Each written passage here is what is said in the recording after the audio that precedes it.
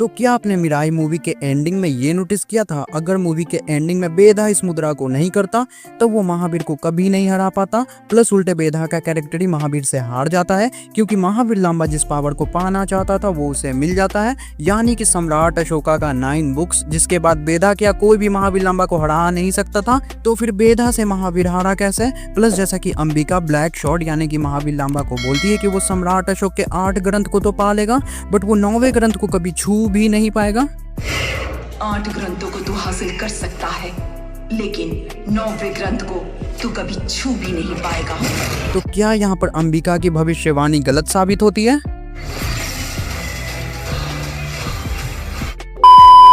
सो उम्मीद है अभी तक मैं आपने मिराई मूवी देख ली होगी, जिसने कि फाइनली हमें एक और इंडियन सुपर हीरो दे दिया है, जिसका पोटेंशियल हॉलीवुड के किसी भी सुपर हीरो से कम नहीं है। वो इस स्टिक की मदद से उड़ सकता है, एक फुल स्पीड ट्रेन को रोक सकता है, इस स्टिक को वो एक हथियार की तरह इस्तेमाल कर सकता है, और भी ना जाने क्या क्या कर सकता है, क्योंकि बेधा को ये स्टिक अभी अभी मिली है, तो उसे अभी ठीक से पता नहीं है कि ये स्टिक क्या क्या कर सकती है, और ना ही हमें पता है। इसीलिए मूवी के मेकर्स इस मूवी का सेकेंड पार्ट भी लाएंगे, जिसमें कि राणा डग्गूपति हमें विलेन के कैरेक्टर में देखने को मिल सकते हैं, बट ये कंफर्म नहीं कि वो विलेन ही होंगे, जिसके बारे में भी हम इस वीडियो में काफी विस्तार से चर्चा करेंगे कि कैसे वो सिर्फ एक टच करने से किसी भी चीज को सोने में बदल दे रहे हैं। बट उससे पहले हम मूवी के हिडन डिटेल्स के ऊपर बात करेंगे, तो बिना वक्त बर्बाद किए शुरू करते हैं। तो इस सीन में अंबिका फ्यूचर देखती है कि फ्यूचर में ब्लैक शॉट यानी कि महावीर क्या क्या और कैसे कैसे तबाही मचाने वाला है, जहां पर कि अगर आप ध्यान दोगे तो इस सीन में सिर्फ और सिर्फ महावीर के द्वारा किए गए बर्बादी को ही दिखाया जाता है। एक पल के लिए उसे कोई रोक रहा है या फिर उसके आसपास तेजा सज्जा के कैरेक्टर को नहीं दिखाया जाता है,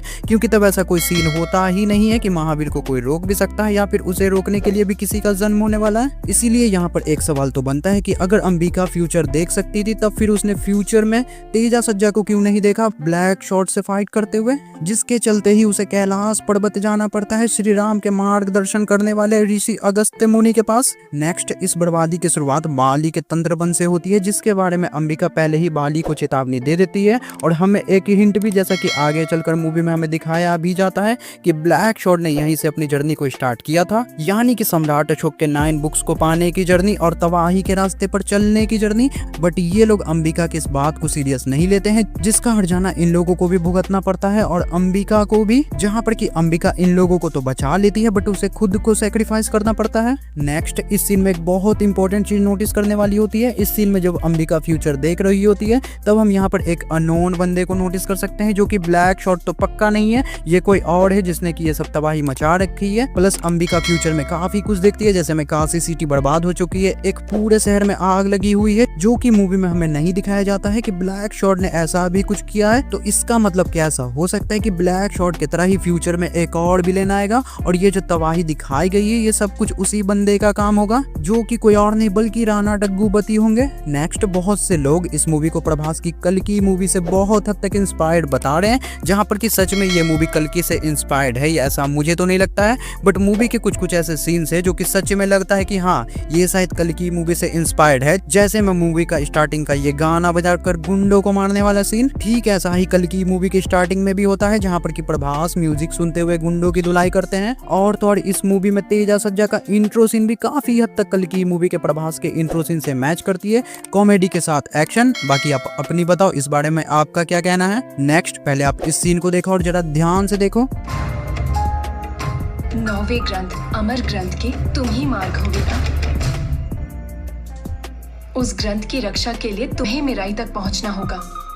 यहाँ पर ये मैडम थोड़ी जल्दबाजी में नहीं होती है, मतलब बीबा को भेजा जाता है बेधा को लाने के लिए, जहाँ पर कि उसका पहला काम बनता था बेधा को सब कुछ स्टार्टिंग से समझाना कि वो किसका बेटा है, उसकी माँ कहाँ है, उसकी माँ ने उसे क्यों छोड़ा, वो कैसे बनारस पहुंचा और अब उसकी जिंदगी का क्या मकसद है। बट वो यहाँ पर ऐसा कुछ नहीं करती है, बल्कि वो तो सीधा बेधा को बोलती है कि उसे मिराई को ढूंढना होगा, 9वें ग्रंथ को बचाना होगा, जिसका 1% भी बेधा को पता नहीं होता है कि बीबा किस बारे में बात कर रही है, जिस पर मूवी के मेकर्स को ध्यान देना चाहिए था। बाकी इतना तो मैनेज कर ही सकते हैं। नेक्स्ट मूवी में जगपति बाबू एक तरह से ब्लैक शॉर्ट के गुरु होते हैं, बट फिर भी वो ब्लैक शॉर्ट के सामने वीक पड़ जाते हैं। बट क्यों?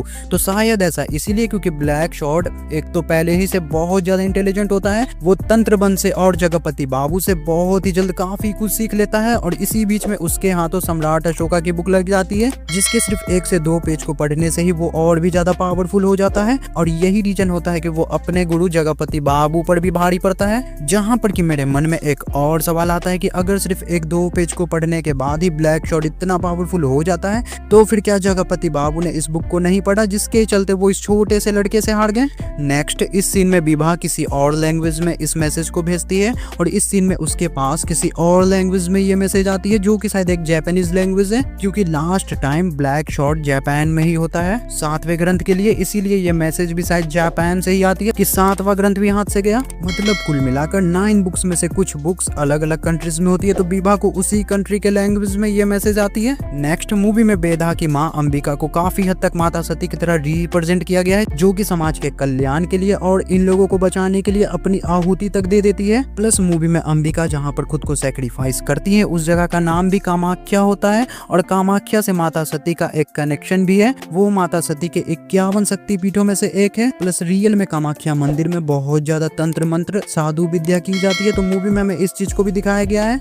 जगपति बाबू कामाख्या के बहुत बड़े तांत्रिक होते हैं, जहाँ पर वो लोग सिर्फ तंत्र विद्या ही करते हैं। नेक्स्ट इस सीन में ये बंदा जो मैप देख रहा होता है, ये जगह सच में एग्जिस्ट करती है। और तो और यहाँ पर हम जो ये सेफ फोर्क इंटरनेशनल पार्क देख रहे हैं, ये भी रियल लाइफ में एग्जिस्ट करती है, जो कि नॉर्थ वेस्ट नेपाल में पड़ती है। प्लस ये बंदा जब इस मैप को देख रहा होता है, तब हम स्क्रीन पर इस जगह पर एक पक्षी को देख सकते हैं, जो कि होती है ये लोकेशन। बेधा इसी मैप की मदद से यहाँ तक पहुँचता है, और इसी मैप वाले पक्षी यानी कि संपाति के वंशज से मिलता भी है। और इसी पक्षी के वजह से ये लोग इस रास्ते पे नहीं जाते थे, क्योंकि इन लोगों के हिसाब से बेधा से पहले जो भी इस रास्ते से गया था, वो लौट कर कभी वापस नहीं आया। बट बेधा लौट आता है, इसीलिए इन लोगों का रिएक्शन कुछ इस तरह का होता है। नेक्स्ट मूवी का ये सीन काफी हद तक गेम ऑफ थ्रोन्स के इस सीन से मैच करती है, जिसके बारे में मैं ये तो नहीं बोल रहा कि ये सीन गेम ऑफ थ्रोन्स से ली गई है, बट मैंने नोटिस किया तो सोचा कि क्यों ना आपको बता दूं।